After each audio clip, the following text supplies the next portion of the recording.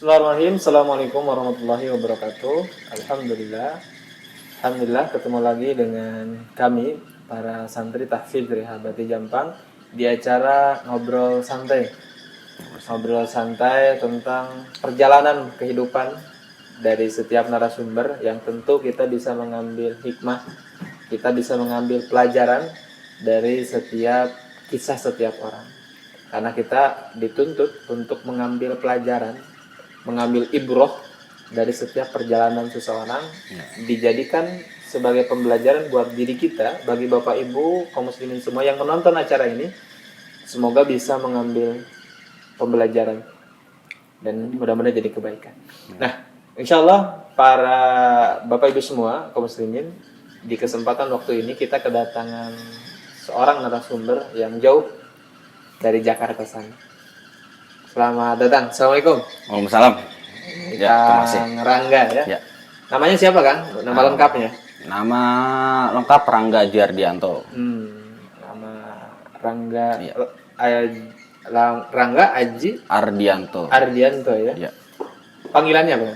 Panggilan Rangga aja lah. Rangga aja. Cukup Rangga aja. Rangga aja ya. Rangga aja. Baik. Aslinya dari mana ya? Asli dari Jakarta, cuma orang tua di Jawa Tengah. Asli Jawa Tengah. Cuma saya lahir di Jakarta aja, tinggal di Jakarta. Bukan asli Jakarta tapi. Baik. Berarti udah lahir di Jakarta dan lama di Jakarta. Udah lama di Jakarta, ya sampai umur 26 tahun saya di Jakarta gitu. Ya mungkin saya punya kakak umur 29 ya 30 lah. 30 tahun 30 tahun lebih di Jakarta. Gitu. Dan semuanya sudah jadi orang Jakarta. Jakarta semua. Jakarta semua. Ya. Baik, Kang Rangga ini bagaimana kisahnya? Bercerita sedikit kepada kita orang Jakarta dari sisi keaslian, ada orang tua orang Jawa. Ya. Kenapa bisa sampai ke sini, ke Jampang? Alasan saya pribadi bisa sampai ke sini gitu loh. Boleh diceritakan kepada teman-teman kita semua di sini.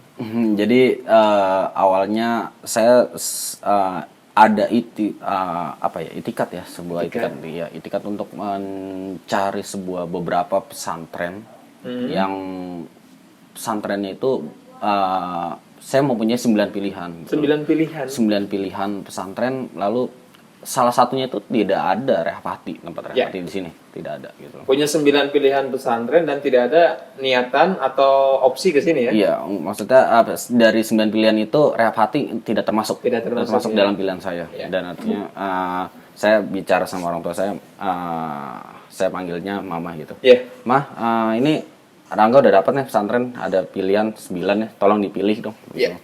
Dan ternyata pas dipilih, ya udah kamu mau yang mana? Kok balik nanya lagi gitu. Ya terserah Mama lah, karena kan yang membiayakan kan Mama gitu loh. Dari segi semua kebutuhan atau apalah. Karena saya masih berusia yang istilahnya saya masih tinggal bersama orang tua, jadi ya semua kebutuhan orang tua gitu. Dan itu pun gagal. 9-9-nya gagal karena tempatnya juga nggak jelas dalam arti di Google Map-nya itu nggak masuk. Ini wilayahnya udah nggak ada nih. Yang pesantren ini udah nggak ada.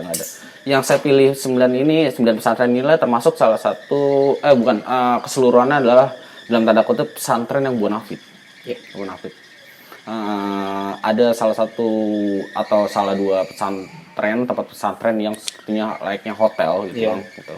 Kalau kamu pernah sempat tahu kilas dari itu, dia tuh masuknya dalam taraf internasional kan pesantren itu. Dia tuh ada hotel selayaknya hotel, terus selayaknya dari pakaiannya aja nggak boleh nyuci sendiri mandiri, jadi harus ada di situ ada resepsi housekeeping untuk ngelondri semua gitu, dan ada kolam renang. Tapi kan kembali lagi di situ, saya akan istiqomah atau tidak di situ gitu. Betul. Nah, di sini saya dapat, alhamdulillah, bersyukur sekali atas rahmat dari Allah Subhanahu wa taala menurunkan memberi petunjuk ke orang tua saya untuk mengarahkan saya ke tempat ini. Gimana pesantren menjadi pada saat saya lagi sarapan tuh. Ya. Pada saat sarapan, ya udah, pesantrennya di mana? Di Sukabumi. Sukabumi, ya udah, apa? Namanya apa? Kurang tahu namanya sih, ini Rehapati. Rehapati berarti di dalam otak saya tuh konotasinya itu adalah Rehapati itu rehabilitasi dong. Yeah. Berarti ada narkoba-narkobanya, berarti bukan narkoba-narkoba dan sejenisnya gitu. Yeah. Tapi ini Rehapati merehabilitasi hatinya gitu. Oke, ya, paham. Ya udah, mau berangkat kapan gitu? Minggu depan mau nggak? Ngapain mau nunggu minggu depan gitu? Sekarang juga bisa gitu ya. Akhirnya jalan sekarang. Dan itu referensinya itu awalnya dari kemungkinan ya, kemungkinan besar itu dari relasi teman ibu saya, teman mama saya. Gitulah. Jadi sebagian cerita dari saya itu seperti itu. Asal usul saya bisa masuk ke sini. Kenapa ada masalah apa? Ada kasus apa kok sampai punya pilihan ke pesantren? Atau mungkin ada cita-cita yang tertunda sehingga kayaknya saya harus belajar lagi nih di pesantren? Seperti ini loh. Saya punya yang ada di otak saya tuh sebuah kata-kata yang selalu menempel di otak saya tuh dari dulu adalah orang-orang itu banyak orang-orang di luar sana itu berlomba-lomba untuk mengubah supaya tujuan hidupnya itu enak gitu. Maksudnya mempersiapkan hidupnya itu menjadi enak di kala usia tua nanti gitu. Tapi orang-orang itu luput dari kebalikan istilah kata itu, bahwa mereka itu tidak mempersiapkan mati enak gitu. Nah, mati enak ini dalam arti bukan mati enak langsung masuk surga. Masuk surga kan kita tidak tahu juga di akhirat nanti gitu loh. Tapi setidaknya saya ada niat untuk masuk ke sini, dan tujuannya saya adalah untuk bandel sih. Saya dulu bandel, rusak lah kalau dalam bahasa sistem ya, rusak banget sistemnya. Tapi di sini juga saya mempersiapkan, ternyata kalau untuk mempersiapkan tujuan hidup enak ya mudah banget, tinggal buka usaha aja, kelihatan 3 tahun, 5 tahun, 7 tahun udah kelihatan hasilnya. Ya udah, hidup enak gitu. Tapi tidak mempersiapkan mati enak bagaimana, mereka itu luput dari pola pikir mereka semua gitu. Makanya alasan saya datang sini adalah ya itu, bukan salah satunya, tapi emang tujuannya ke situ, untuk mempersiapkan mati enak saya itu seperti apa sih gitu. Luar biasa nih. Jadi beliau punya beberapa pilihan pesantren, dan nama pesantren ini tidak termasuk di dalamnya. Tapi begitulah skenario Allah. Allah pengen tarik, Allah pengen takdirkan Kang Rangga ini berada di tengah-tengah kita di sini, di pesantren Tahfidz Rehabati Jampang. Baik, berarti tadi ada semacam informasi dari temannya Mamah ya, yang menginformasikan ke sini, lalu ketemulah di sini. Lalu gimana pas sudah sampai ke sini, Yesel? Atau memang sesuai yang kan tadi, ketika seseorang punya pilihan 9 nih, artinya kan ada keunggulan-keunggulan tersendiri. Saya mau di pesantren A, B, dan C, itu pasti ada kelebihan. Nah, ketika di sini kan nggak termasuk list. Dan ketika tidak masuk list, artinya kita nggak tahu gambarannya di sini dapat apa aja. Oh iya, saya tahu tujuan Kang Jamal mau masuk mana ya arahnya. Arahnya itu saya pribadi lebih baik pilihan tempat itu adalah yang memutuskan adalah orang tua ketimbang saya sendiri gitu. Walaupun itu 9 pilihan itu adalah pilihan saya sendiri. Nah, ketika sudah masuk di sini gimana? Sesuai yang diharapkan nggak ketika sudah masuk? Di sini ada misalkan, saya nyesel masuk sini karena di sini nggak ada fasilitas ininya, pembelajarannya begini aja, begitu. Ada beberapa poin ya. Pertama, yang pertama adalah daerah Jampang Kulon. Sukabumi yang mana sih Jampang Kulon? Jampang Kulon terkenalnya apa sih? Sene, santet, atau semacamnya seperti itu. Tapi saya lakoni aja, saya jalanin udah perjalanan kali gua, pokoknya tujuannya sampai sini. Dan ternyata ya asumsi saya tuh udah dipatahkan sama Akang bahwa di sini ternyata emang betul ada sene, ada santet, tapi pada zaman mungkin zaman dulu ya. Dan sekarang itu buat saya tuh khawatir, satu poin pertama. Yang kedua adalah pesantren itu identik dengan maksud saya identik itu bukan termasuk ini ya. Identik itu artinya kebanyakan dominan tuh menggunakan sistem gembleng dan sistem kekerasan. Dan harus apa ya, bukan dipacu, diwajibkan seperti kayak menghafal surat ini dalam waktu besok harus hafal ya. Itu kan apa ya, cara apa ya, tujuannya bagus sih, tapi caranya salah. Caranya jangan sampai mengasih target seperti apa ya, tenggang waktu seperti itu akan membuat stresnya santri gitu loh. Santri awalnya kan saya santri gitu, jadi santri, dan di situ itu poinnya. Dan yang poin selanjutnya adalah masuk sini tidak apa ya, tidak apa sih namanya, tidak mengutamakan fasilitas bagi saya sih gitu loh.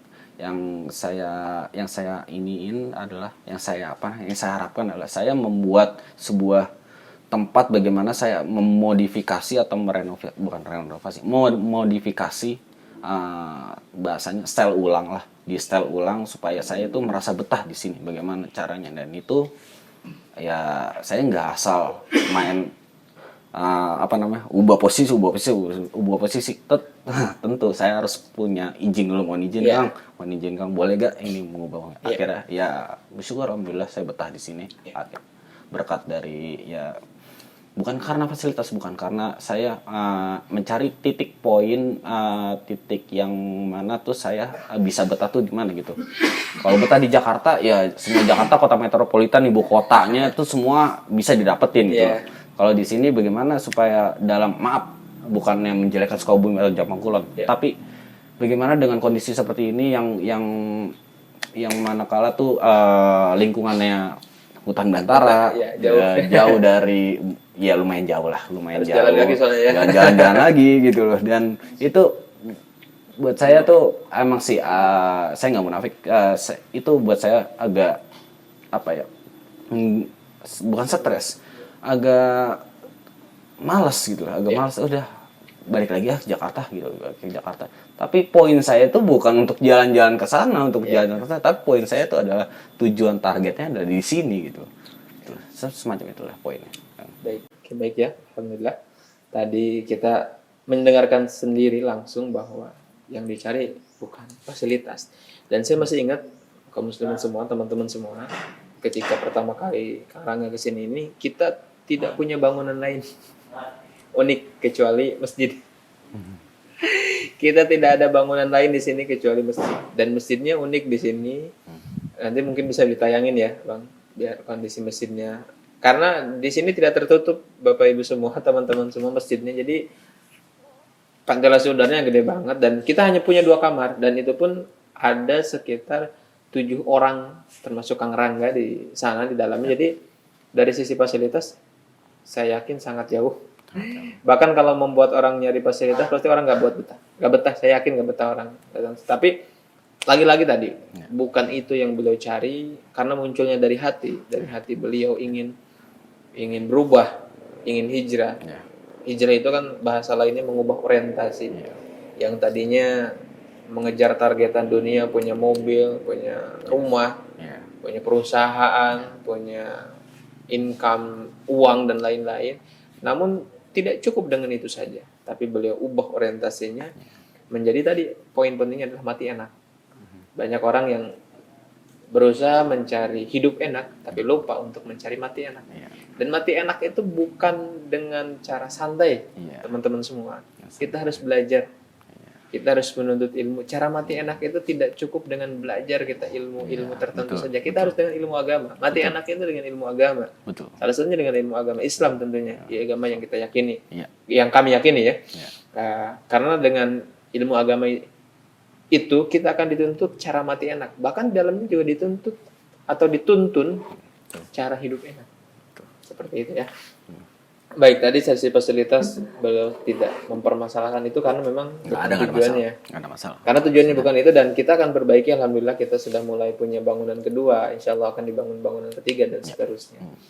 Lalu punya harapan apa, targetan apa yang akan dikejar setelah di sini udah mulai betah ya tadi kan, udah mulai betah beberapa waktu tinggal di sini. Apalagi yang mau dipelajari? Boleh saya flashback dulu sebentar, boleh. mundur dulu ya sebentar ya. Jadi awal saya masuk itu sebetulnya jadi seperti kayak malu sendiri gitu loh. Malu dalam arti yang lain tuh awal kedatangan saya ini di tempat rehab hati Jampang Kulon ini adalah hari pertama itu yang lain saya lihat oh ini dunia pesantren dan saya itu pertama kali first in place saya ini di sini. Wah, berarti sebenarnya belum belum pernah tahu dunia pesantren ya? maksud sampai mondok Sampai mondok belum sampai mondok pesantren saya tahu gitu loh. Tapi kembali lagi hari pertama itu adalah saya lihat saya malu sendiri yang lain pada sholat semua pada tadarus, saya enggak. Bahasa anak mudanya begitu, muka gue mau taruh di mana ini kayak gini loh muka gue. Yang lain pada gini pada ibadah tapi di situ bukan artinya saya sendiri kan, bukan rasa kayak harus dipaksain untuk enggak. Metode Akang sangat bagus, saya salut dengan Akang karena Akang memberikan saya untuk bahasanya bukan karantina ya, karantina terlalu kasar ya.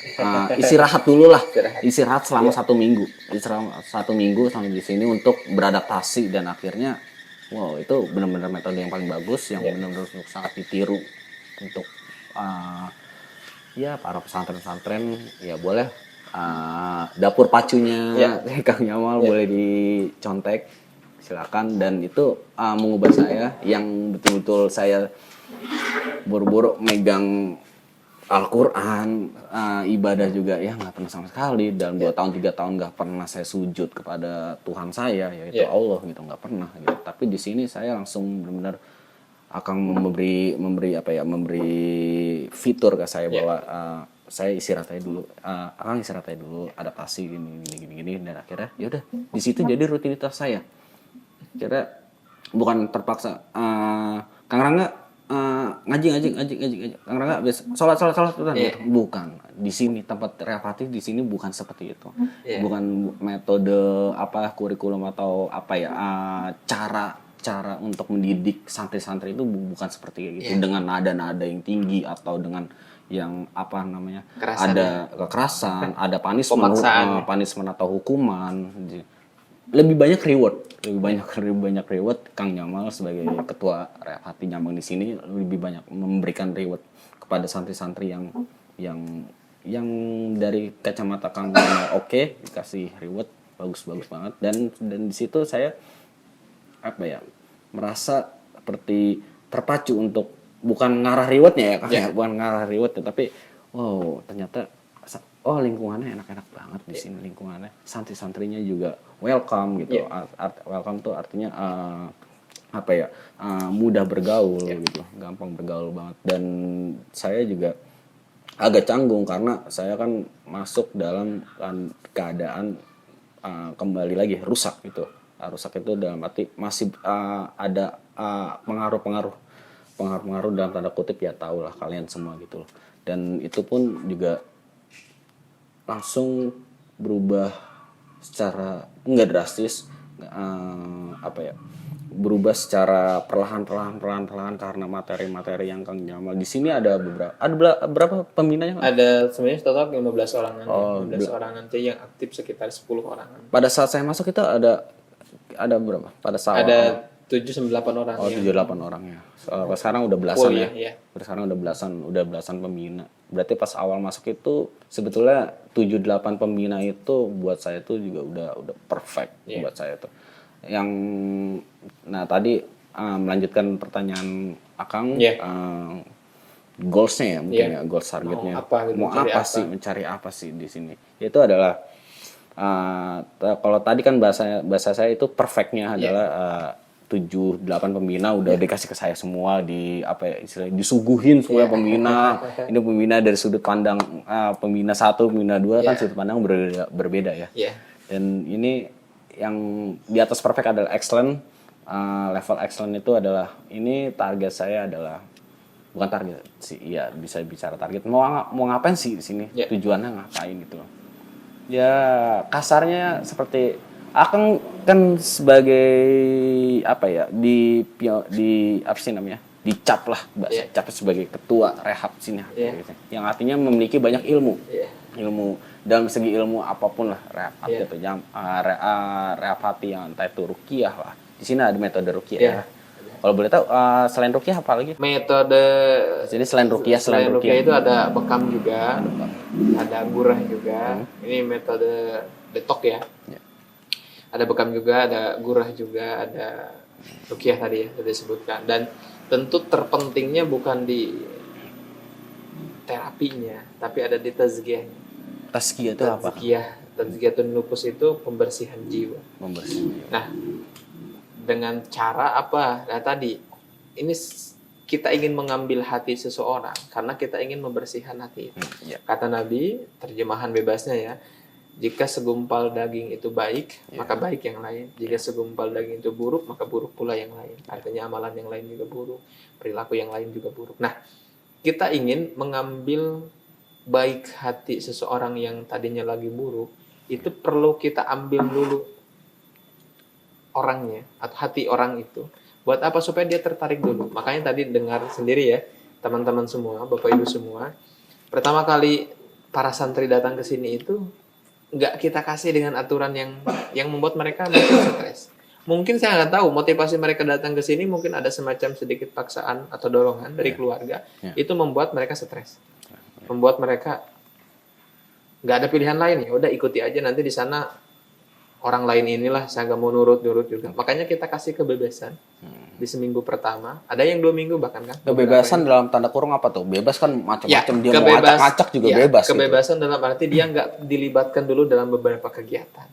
Misal kita punya kegiatan, pokoknya bangun jam segini, tidur jam segini ya, seperti umumnya sebuah asrama lah, sebuah pesantren, terus wajib berjamaah dan lain-lain. Tapi kita tidak paksa itu untuk santri-santri baru. Dan saya masih ingat dulu ya, ketika pertama kali kesini tadi ceritakan, ada satu sholat subuh yang kita nggak paksa beliau untuk, ayo Kang, Bu, bangun, kamu kesini mau ngapain? Harus sholat, orang yang lain sholat, kamu enggak, dibiarkan. Dan saya ingin memancing apa? Memancing kesadarannya muncul. Dalam dirinya kan tadi disampaikan sendiri, muka saya mau ditaruh di mana? Masa yang lain ngaji, yang lain sholat, saya enggak kan? Itu artinya kita mencoba mentransferkan informasi bahwa muncul rasa malu dari seseorang itu, muncul rasa inisiatif. Karena saya berada di lingkungan sini, Kang. Iya. Kecuali bahasa yang lain pada sholat, saya enggak. Muka saya mau taruh di mana? Kalau di Jakarta banyak orang yang sholat gitu. Iya. Tapi kan tergantung place-nya, tempatnya, latarnya atau ininya lah, apa namanya? Ya, pelatarannya gitu, pelataran tempatnya. Dan ini saya di pelataran masjid gitu loh. Yang mana tuh orang-orang sini tuh langsung pada sholat, udah waktunya azan, udah langsung siap ambil wudhu. Males lah, saya males gitu, rasa males. Tiba-tiba langsung, kok saya doang sendiri ya? Gitu. Nah, bahasa anak muda gitu, muka gue mau taruh di mana gitu. Jadi bagus metode Kalau Nyaman langsung memberikan saya udah adaptasi dulu, Kang, adaptasi dulu selama 1 minggu itu.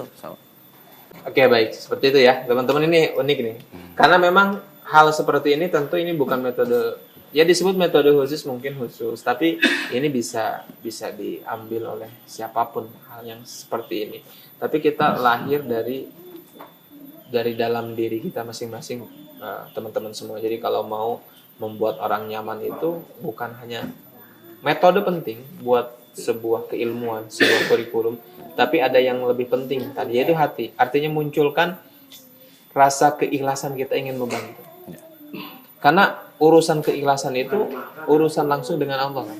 Jadi ketika kita mau tulus ngebantu orang, kita nggak tahu ilmunya, Allah akan bimbing itu.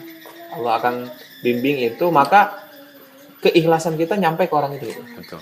Keikhlasan kita nyampe ke orang itu, pesan kita nyampe ke orang itu.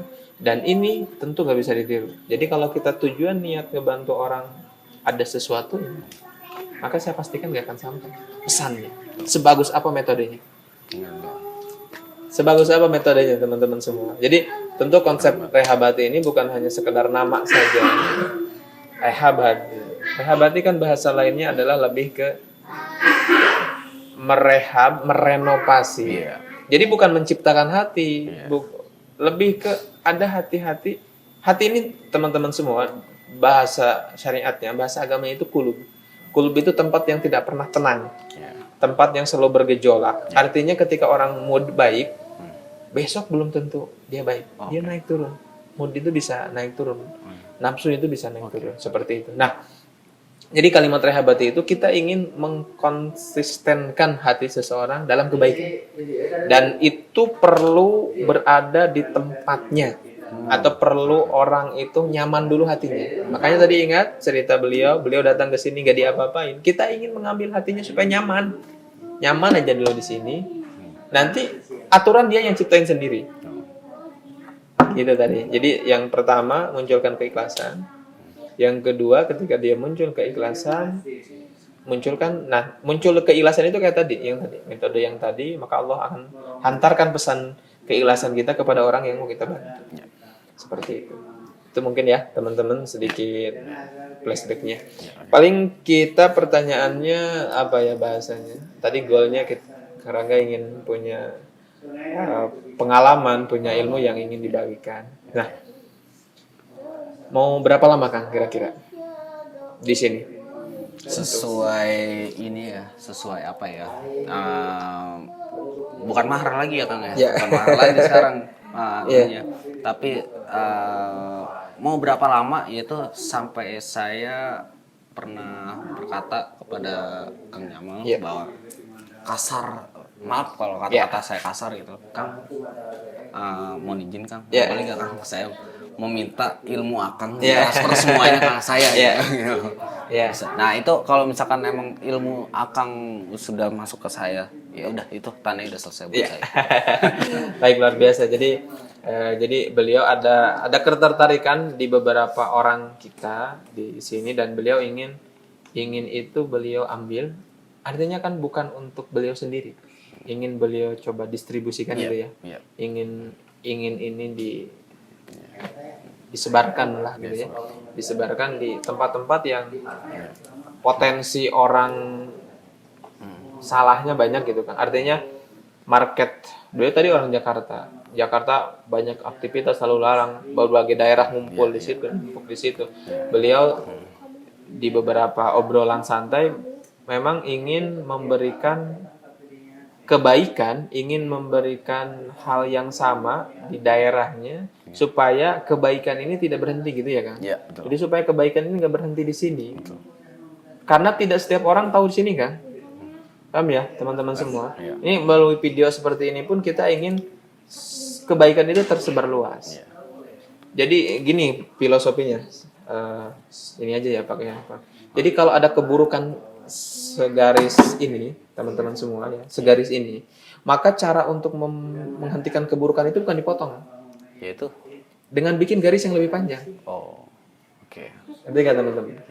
Gini, jadi kita kalau mau itu tahu itu buruk. Analogi itu tahu buruk, terus kita datang kita langsung maki-maki orang itu, langsung kita hentikan ini buruk, ini dosa, ini maksiat. Kalau artinya kan memotong tadi, itu belum tentu solusi teman-teman. Tapi kalau ada keburukan sepanjang ini, maka kita harus bikin kebaikannya sepanjang ini. Jadi lebih panjang. Artinya kalau di luar sana banyak keburukan teman-teman, maka kita harus bikin sesuatu yang lebih kebaikan yang lebih banyak daripada keburukan itu. Seperti itu. Artinya kalau kita mau menghentikan keburukan, kita harus bikin kebaikan yang lebih panjang daripada keburukan itu. Kita ingin kebaikan ini tidak selesai sampai di sini, karena tidak hanya Kang Rangga saja. Mungkin Kang Rangga dan keluarganya aja yang tahu tempat ini. Tetangganya belum tahu tempat ini, teman-teman. Makanya tadi apa yang Kang Rangga sampaikan sebagai doa dan harapan, beliau ingin mengcopy, pastilah mengcopy beberapa kebaikan ya di sini, dan beliau ingin kembangkan. Beliau ingin praktekkan di sana, karena belum tentu setiap orang Jakarta datang ke sini kan. Nah seperti itu teman-teman. Jadi misalkan ada teman-teman yang dari daerah lain, misalkan dari Sumatera tertarik, nanti tidak dengan cara orang Sumatera datang ke sini kan, tapi teman-teman belajar mungkin bisa lalu video ini dan didistribusikan. Jadi kita tidak hanya butuh satu cahaya. Misal di kegelapan kita bikin cahaya yang besar, nggak cukup. Tetap ada daerah-daerah yang tidak tercahayai. Oke. Caranya apa? Bikin lilin-lilin kecil di setiap pojokan yang gelap. Iya. Maka ruangan itu pun akan terterangi. Terang. Seperti itu. Jadi kalau ada sentralnya misalkan di Jakarta ada sebuah keilmuan yang terus dibesarkan, namun di Sumatera nggak ada. Iya. Misalkan ya di Papua nggak ada atau di belahan dunia lain nggak ada. Tapi di setiap daerah itu ada lilin-lilin kecil yang menyala.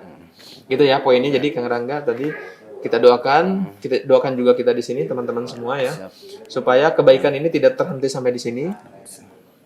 Biar kebaikan ini Ya. tersebar luas ya, tersebar luas. Apapun metode dan caranya bisa men-share video ini, bisa ikut belajar di sini lalu kembangkan di sana. Di sana, ya. Seperti apa yang karena Kang begini, Kang, sampaikan. apa namanya? Salah satu alasan kenapa saya ingin minta transfer ilmu, Ya. kasar seperti Ya. itu ya kata-katanya. Jadi apa ya, untuk bisa saya terapkan ya, seperti Akang yang barusan katakan di sana nanti. Ya. Karena ya nggak mungkin kan saya sudah dapat ilmu dari Akang, sudah ditransfer, tapi saya terapkannya di sini juga gitu loh. Karena di sini sudah ada bahasanya ini sektornya Akang gitu. Udah punya Akang gitu. Nah, saya akan belajarnya di sini, tapi nanti udah dapat ilmunya akan saya terapkan di sana gitu. Jadi belajarnya di sini, di Sukabumi ini. Belajar di Sukabumi ini untuk apa ya? Ya tadi ya, kasar banget ya kalau saya. Transfer ilmu semuanya Kang. Tolong Kang, transfer ilmu sampai saya bisa, udah semuanya udah bisa. Semuanya dia Kang, ya Akang nggak pelit kan yang namanya ilmu ya. Iya, betul. Harus dibagi. Ilmu itu harus dibagi. Justru teman-teman, ilmu itu kalau disimpan, dia nggak akan jadi manfaat. Tapi ketika dia disebarkan, diamalkan, dipraktekkan sama orang lain, baru itu jadi jariah. Ya. Apalagi dalam ilmu syariat, dalam ilmu agama. Seperti itu ya, teman-teman semua ini mudah-mudahan dapat mengambil pelajaran bahwa setiap orang boleh saja punya masa lalu yang buruk. Tapi dia juga punya kesempatan untuk masa depan yang lebih cerah, masa depan yang lebih baik. Dan itu berlaku untuk siapapun, teman-teman. Berlaku untuk siapapun. Ada salah satu sahabat Nabi Umar itu kurang preman apa dia? Setiap orang yang nggak nurut sama instruksi dia ditebas lehernya.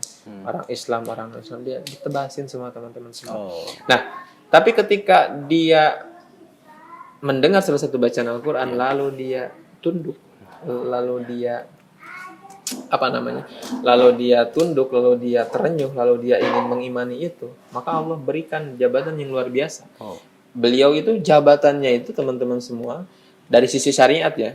Jadi jabatannya itu sebagai sahabat. Jadi sahabat ini orang yang hidup di zaman Nabi, beriman di saat Nabi dan hidup bersama Nabi. Artinya kalau ada sesuatu yang dia lakukan, jadi yang pertama Nabi ngelakuin apa, kita sebagai umatnya wajib ikutin. Nah, yang kedua yang wajib kita ikutin itu selain Nabi udah nggak ada sesuatu yang di zaman Nabi, kita harus ikutin para sahabat ini, termasuk Umar. Nah, Umar ini makanya menurut saya jabatannya keren, tinggi dari sisi syariat ya, bukan hanya dari sekedar jabatan beliau punya punya kekuasaan di wilayah Timur Tengah dulu ya. Tapi memang beliau dari sisi syariat beliau punya jabatan, yaitu setiap apa yang Umar lakukan sebagai umat Nabi, maka kita wajib ikutin juga. Ikutin juga. Itu makanya keren sekali. Jadi setiap orang punya kesempatan. Teman-teman semua ya. Itu ya, teman-teman semua. Ada apa harapan, cita-cita, pesan-pesan buat teman-teman semua yang di sini? Simpel aja. Buat yang nonton mungkin? Simpel. Kalau harapan dari saya adalah saya bisa seperti Akang, dan harapan untuk kalian yang nonton video ini, cobalah untuk merubah, bukan menyuruh ya, tapi memberikan sebuah saran tanpa paksaan di sini. Kalau emang udah hatinya sudah terbuka di sini kan, tidak hanya menerima orang yang muslim saja, tapi yang non muslim juga menerima ya Kang ya. Boleh, kalau mau belajar di sini, insya Allah mudah-mudahan jadi jadi salah satu hidayah buat dia kan. Kalau mau main-main silakan ke sini, silaturahim. Keren banget ya. Silakan. Jadi itu harapan saya, dari saya adalah ya saya bisa seperti Kang, copycat lah bahasanya, copycat. Dan saya akan terapkan di sana. Dan untuk kalian nonton, jangan sungkan-sungkan untuk mampir ke sini, bisa konsultasi langsung ke sang ketua Bareng-bareng lah kita ke sini, banyak pengurus kita di sini. Iya, ketua untuk bisa apa ya, kalau ada dari perbincangan kami berdua ini ada yang masih kurang paham atau ingin ditanyakan, bisa langsung ya komentar di bawah atau langsung kunjungin alamatnya ya mungkin ya. Dicantumin sama teman-teman kita ya, teman-teman media, mohon dicantumin supaya teman-teman yang penasaran mau datang langsung ke sini kan. Seperti itu. Oke. Silakan. Itu aja mungkin ya teman-teman semua, ini mudah-mudahan bisa mengambil hikmah pelajaran ibroh dari setiap orang teman-teman semua. Tadi sudah disampaikan panjang lebar, kita tidak ingin terlalu panjang dan lebar kemana-mana, tapi poin pentingnya adalah teman-teman bisa mengambil atau secuil ilmu, kalaupun jadi ilmu ya, atau secuil pembelajaran atau ibroh yang bisa teman-teman ada benarnya, itu tentu semata-mata Allah sedang memberikan kasih sayang aja kepada kita. Kalaupun ada yang salah dari omongan saya, omongan Kang Rangga dan teman-teman kita di sini, mohon dimaklum itu daripada kebodohan dan kealpaan kami semua. Sekian, terima kasih. Wabillahi taufiq wabillahi hidayah. Assalamualaikum warahmatullahi wabarakatuh.